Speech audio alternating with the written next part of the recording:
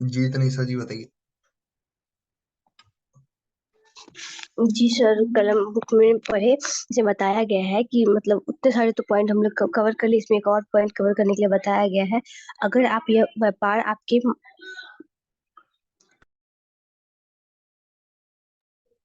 बताया है इसमें सर कि अगर आप अपने व्यापार करते हैं तो आप अपने नाम से ही इस फॉर्म को इंसेटिव करें।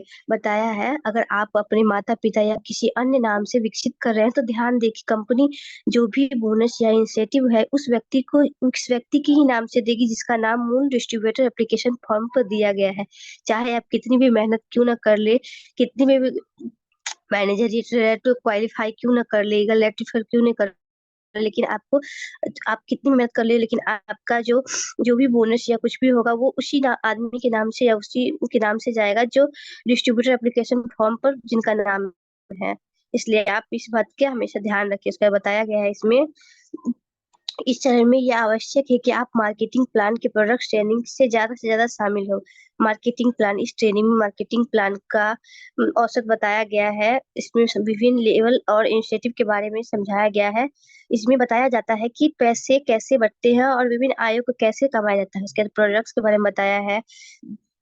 इसमें बहुत सारे अलग अलग प्रोडक्ट्स से संबंधित जानकारी मिलती है, जैसे एलो ड्रिंक्स के बारे में बताती है, न्यूट्रिशन और सप्लीमेंट के बारे में बताती है, स्किन केयर के बारे में बताते हैं, पर्सनल केयर के बारे में बताते हैं और वेट मैनेजमेंट आदि के बारे में बताते हैं। इसे बताया है अब आप आश्वस्त हो गए हैं, अगले अपने 5 साल में आप कहाँ होना पसंद करेंगे। आपको ज्यादातर ट्रेनिंग अब तो आपने ज्यादातर ट्रेनिंग देख लिया, आपको ये भी पता चल गया होगा कि हमें इस कंपनी से क्या मिल सकती है और क्या नहीं मिल सकती है।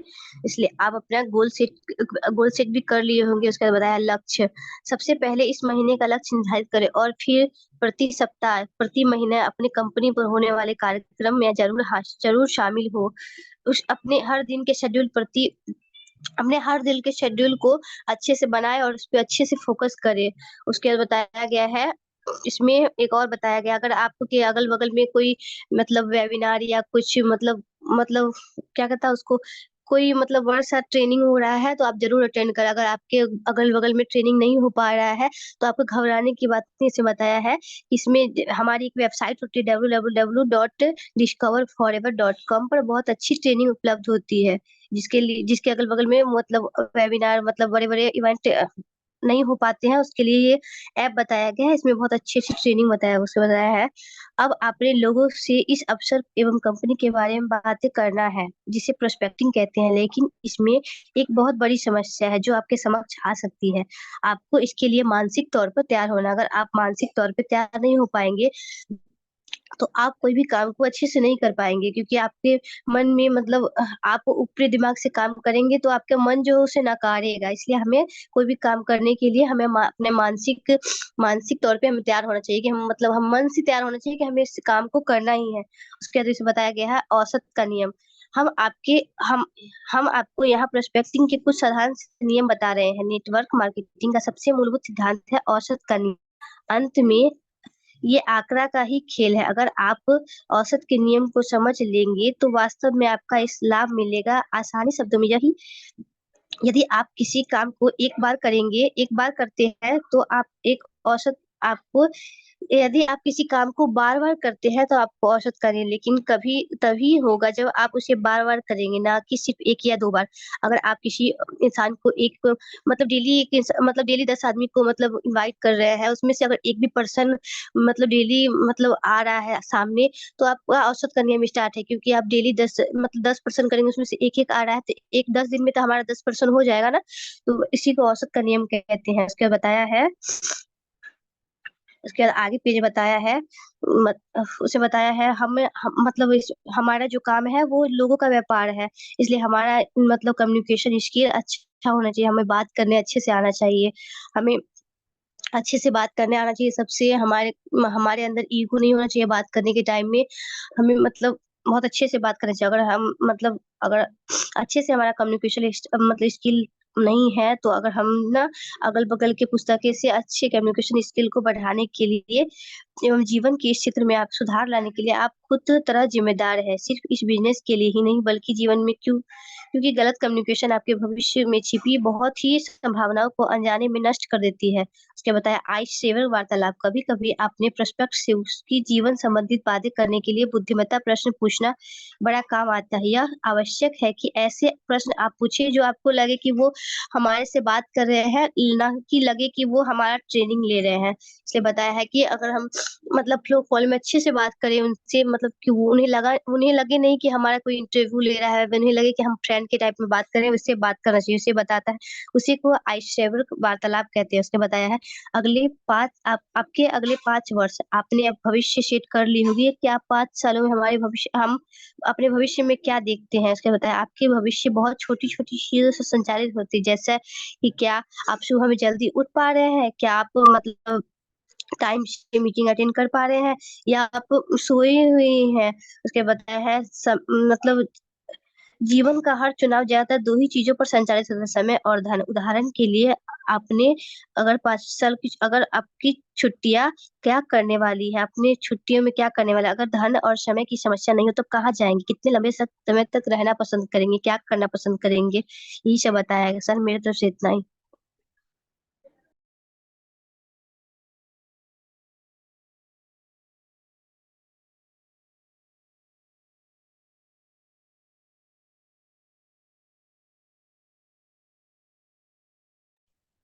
ओके, धन्यवाद जी।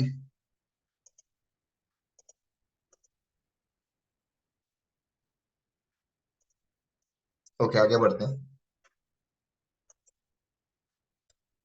तो काफी सारे पॉइंट्स जो है तनीषा जी ने कवर कर दिए हैं, लेकिन मैं थोड़ा कुछ पॉइंट्स जो हैं मैं आपको बता देता हूँ। काफी इंपॉर्टेंट है, काफी जो है जो गौर करना है ना। तो इस पे क्या बताया गया कि ऊपर बताए गए जो बातें बताए गए हैं उसको सच में बहुत ज्यादा सीरियसली लेना काफी इंपॉर्टेंट है। जो हमने प्रीवियस के अंदर मतलब कल हमने जब बातचीत करी थी, हमने बात करी थी जो है एक अच्छा व्यवसाय करने के लिए एक अच्छा एथिकल बिजनेस खड़ा करना काफी ज्यादा आवश्यक होता है ना। तो हमारा जो बिजनेस है वो हमारे जो माता पिता है, राइट। तो कभी भी हमने किसी पहले जो मैंने बताया था किसी की आईडी लगाकर काम नहीं करना। जैसे मैंने बताया था ना, एक पर्सन थे जिन्होंने अपने पापा की आईडी लगा ली थी और उससे काम कर रहे थे। वो खुद 16 साल के था वो लड़का, और उसने अपने पापा की आईडी लगा करके उनके नाम से काम कर रहे थे। तो ये कहीं ना कहीं क्या है कि आप कंपनी के आंखों में क्या कर रहे हो, धूल झोंक रहे हो। कभी भी ऐसा नहीं करना, ना ही किसी की आईडी लगानी है ऐसे। ठीक है, इन चीजों का ध्यान रखिए आप हमेशा। आगे बात करते हैं, हमने प्रथम चरण की बात कर ली, अब आगे बढ़ते हैं सेकंड चरण की तरफ, जिसके अंदर आ जाता है जी इसमें आत्मविश्वास को बढ़ाना। तो आत्मविश्वास मतलब कॉन्फिडेंस। कॉन्फिडेंस क्या होता है? कॉन्फिडेंस हर किसी के अंदर होता है, राइट। कॉन्फिडेंस क्या होता है? किसी चीज को अच्छे से समझ के बोलना। फॉर एग्जाम्पल, आपका नाम है, अगर मान के चलो दीपा है, या फिर विक्की है, या फिर राजू है, तो क्या कभी भी आप अपने नाम को लेते टाइम पे अनकॉन्फिडेंट होते हो? अपने आप से पूछो। शायद नहीं, क्योंकि आपको पता है आपका वही नाम है। जब आप कॉन्फिडेंटली बताते हो आप ना कि आपका नाम ये है, कभी ऐसा होता है कि आपका नाम बोलते बोलते आप हिचकिचा जाते हो? नहीं ना, क्योंकि आपको आपके नाम पता है। सेम उस तरीके से कॉन्फिडेंस क्या होता है कि जो चीज आपको अच्छे से पता है उसको कहते हैं कॉन्फिडेंस। ठीक है, अगर किसी सवाल का जवाब आपको अच्छे से जवाब पता है ना उसका, तो आप कॉन्फिडेंटली उस चीज का जवाब देते हो, हिचकिचाते नहीं हो, राइट। अब बात करते हैं कॉन्फिडेंस आएगा कैसे इस बिजनेस के अंदर। देखिए, मार्केटिंग प्लान आपको सीखना है, समझना है, ट्रेनिंग्स का पार्ट बनना है, और अच्छे से जो है चीजों को सीखना है। लेवल हो गए, इंसेंटिव है, उसको समझना है आपने। ठीक है, और पैसे कैसे बांटा जाता है ना, सारा कुछ आपको पता होना चाहिए। जो कंपनी को पैसा आता है आपको पता होना चाहिए। कंपनी जैसे मान के चलिए, फॉर एग्जांपल कोई पर्सन है ए नाम का, उसके डायरेक्ट में कोई एएस हुआ है, असिस्टेंट सुपरवाइजर हुआ है। ठीक है, अब कंपनी क्या करती है कि वो पैसा 70% पैसा कंपनी डिस्ट्रीब्यूटर्स को ही दे देती है। जैसे मान के चलो कोई ए पर्सन को पैसा गया, उसके ऊपर वाले अपलाइन को कुछ परसेंट जाएगा, उसके ऊपर के परसेंट जाएगा, उसके ऊपर परसेंटेज जाएगा। 70% पैसा कंपनी क्या करती है, बांट देती है, ठीक है, डिस्ट्रीब्यूटर को। और बाकी जो है मैं आपको बताना चाहता हूँ कि 20% पैसा कंपनी प्रोडक्ट के मैन्युफैक्चरिंग में देती है। क्या करती है कंपनी? उसके मैन्युफैक्चरिंग करवाने में, सारी चीजें करवाने में कंपनी उसमें दे देती है। सोच के देखो, सिर्फ 10% बचता है कंपनी के पास में भी। अच्छा, वो 10% पैसा का भी प्रॉफिट नहीं है कंपनी को। पता है क्यों? क्योंकि वो 10% पैसा भी कंपनी, उसमें से भी 3% पैसा जिसको हम बोलते हैं चेयरमैन बोनस, कंपनी वो 3% पैसा चेयरमैन बोनस अचीवर्स को दे देती है। मतलब क्या है, कंपनी को 7% जो पैसा होता है ना, जिसमें कंपनी को जो है बहुत सारे जो हमारे ऑफिस हैं, आपको जानकारी होगी, अब हिंदुस्तान में लगभग 22 ऑफिस हैं। अब हर ऑफिस का रेंट जाता है, वहां का किराया है, वहां का बिजली बिल है, वाटर का है, सारा कुछ का खर्चा कंपनी को उठाना है। ठीक है। और बाकी अलग अलग जो शहरों में है, सारा कुछ खर्चा उधर होता है। ठीक है। तो कंपनी उसी 7% पैसे में, उसी प्रॉफिट, 7% प्रॉफिट के अंदर कंपनी डिस्ट्रीब्यूट करती है लोगों को। ओके। अब ये चीज समझना बहुत इंपॉर्टेंट है। मैं दोबारा से, अगर बात चल रही है पैसे बांटने के ऊपर, दोबारा बात कर लेते हैं।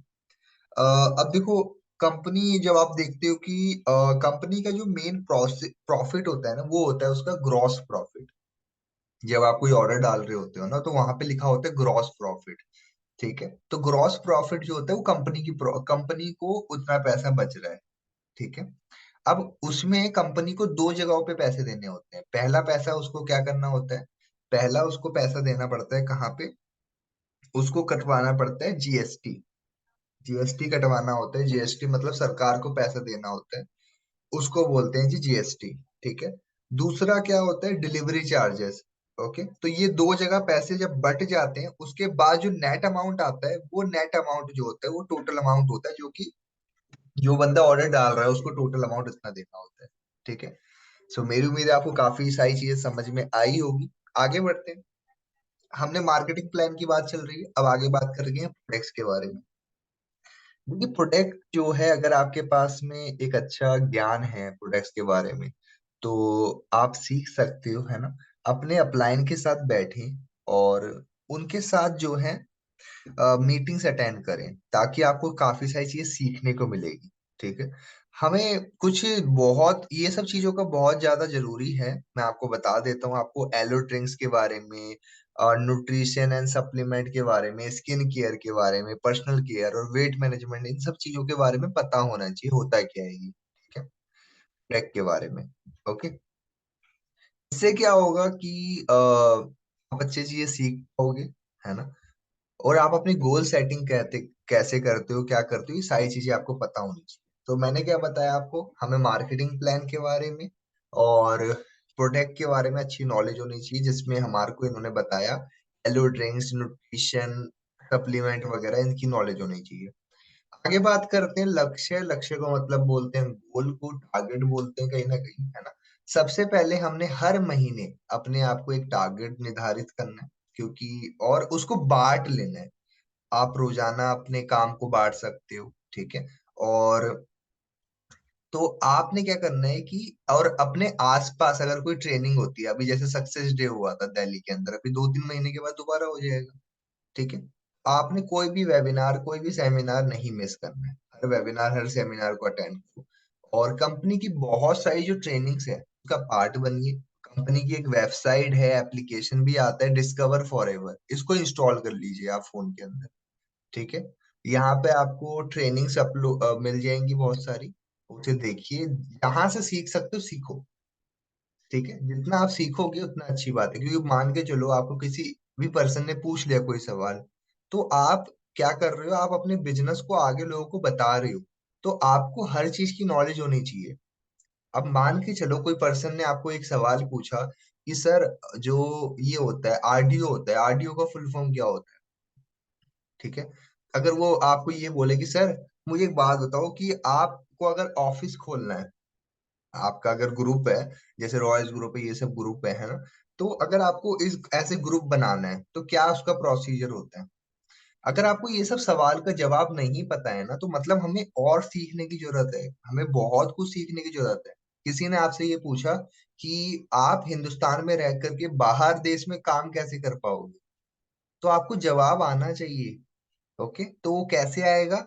जब आप सीखते रहोगे, ट्रेनिंग्स का पार्ट बनते रहोगे, चीजों को देखते रहोगे। कुछ लोग बोलेंगे सर मीटिंग्स वगैरह देखते तो वही सेम बात बताई जाती है। चलो ठीक है, सेम बात बताई जाती है, लेकिन मुझे एक बात बताओ, क्या आप उन मीटिंग्स को देने के अभी लायक हो चुके हो? क्या आप वो मीटिंग जो बताई जाती है आप खुद दे सकते हो अभी? अगर तो दे सकते हो फिर तो आप सीख चुके हो, तब देना स्टार्ट करो। अगर नहीं देना आता है तो अभी सीखते रहिए, जब तक आप उसको अच्छे से देने लायक ना बन जाओ। आगे बात करते हैं औसत का नियम। औसत का नियम क्या होता है? देखिए, आप किसी को भी बिजनेस के बारे में बताते हो, है ना, सिर्फ एक या दो बार जो है आपको एक बिजनेस के अंदर लोगों को बताते हो, तो जब 10 लोगों से आपकी बात होगी ना, 10 में से मुझे जहां तक पता है कि सिर्फ एक ही बंदा काम को शुरू करेगा, काम को समझेगा, है ना। ये होता है एक नॉर्मल, एक औसत का नियम, ठीक है। क्योंकि 9 लोग जो होंगे आपके, वो सिर्फ आपको एक हाँ मिल जाता, उसमें से एक आपको हाँ मिल जाएगा, 9-10 में से, और उसमें से फिर वो बंदा काम समझने के लिए इंटरेस्ट लेता है, ठीक है। सिंपल सी बात है। और बस वही चीज है कि ये चीजें आपको आगे बढ़ाती है ना। और दो का हाँ हुआ, उसके बाद अच्छा है, फिर तीन हो, फिर सात, ऐसे करके ना आपकी जो स्किल्स है वो बढ़ने स्टार्ट हो जाती है ना। हमेशा ज्यादातर जो डिस्ट्रीब्यूटर्स होते हैं वो औसत के नियम पर काम ना करने के कारण असफल हो जाते हैं। मतलब ये है कि वो लोग को समझ ही नहीं आती है कि अगर हम 10 लोगों से बात करेंगे, ठीक है, तो कहीं ना कहीं उसमें से कुछ पर्सन्स आएंगे, उसमें से एक बंदा आएगा हमारे साथ, ठीक है। तो इस कारण भी क्या होता है कि औसत का नियम का पालन ना करने के कारण ये चीजें फेस होती है, ठीक है। आगे बात करें तो हमारा बिजनेस जो है पूरा का पूरा जो है, आपके बिजनेस काम के ऊपर डिपेंड कर, आपको पसंद है या नहीं है। आपने अपने दोस्तों से पूछें, ईमानदारी से जो है फीडबैक देना, और उनसे बातचीत करें, ठीक है। और एक बहुत ही छोटा सा हिस्सा होता है कम्युनिकेशन, ठीक है। तो संभव है कि आप उन चीजों को सीखें, और बाजार में बहुत सी पुस्तकें मिलती हैं, किताबें मिलती है कम्युनिकेशन के ऊपर, उसको कम्युनिकेशन के ऊपर काम करो। हमारा पूरा काम बोलने के ऊपर है। अगर आपको अच्छे से बात नहीं कर, कहते हैं ना कि जिसको बात करनी नहीं आती है ना उसकी मिश्री भी नहीं बिकती, और जिसको बात करनी आती है उसकी मिर्ची बिक जाती है। तो आपकी बात करने का तरीका बहुत मैटर करता है, ठीक है। आगे बात करते हैं आइस ब्रेकर। आइस ब्रेकर क्या मतलब होता है?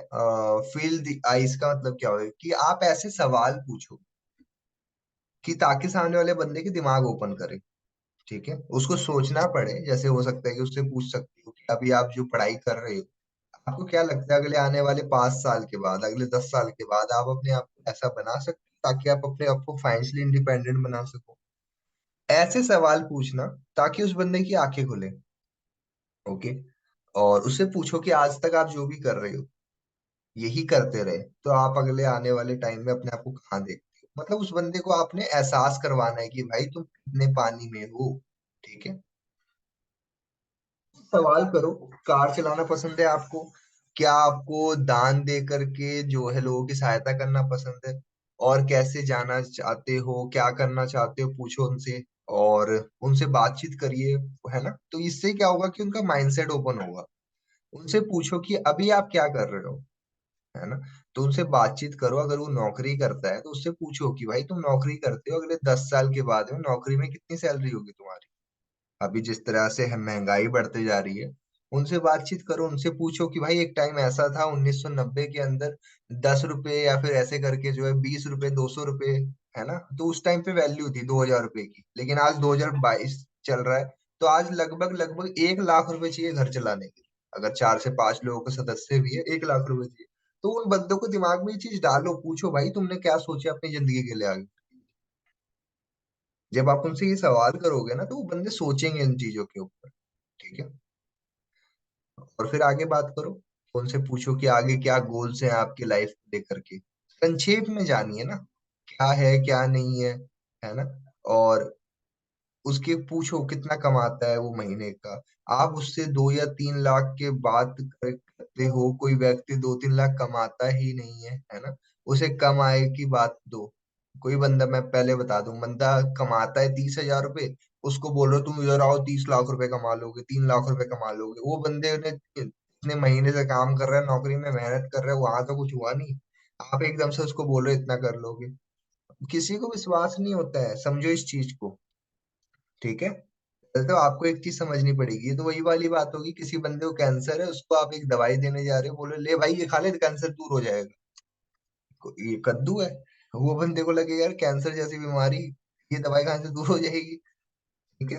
आप बातें वो करो जो बंदा सोचे या बात करके भी समझ में है ना। उसके बाद में इनवाइट करो उस पर्सन। देखो बहुत सारे लोग जब आप इनवाइट करोगे मना कर देंगे, आएंगे ही नहीं, है ना। लगातार जो है आपने काम करना है, कम से कम 5 लोगों को बुलाइए बिजनेस को करने के लिए, देखने के लिए। फॉरएवर में सिर्फ वही लोग असफल होते हैं जो छोड़ देते हैं। इस बिजनेस में सिर्फ 2 ही लोग असफल होते हैं, जो लोग छोड़ देते हैं। दूसरा कौन होते हैं? जो करते ही नहीं है। ठीक है। वही चीज आपको समझ में आनी चाहिए। तो मेरी उम्मीद है आपको काफी सारी चीजें समझ में आई होगी। हम आगे बात करेंगे। पेज 28 है, 28 से हम कल रीड करना स्टार्ट करेंगे। अब बढ़ते हैं नेक्स्ट हमारे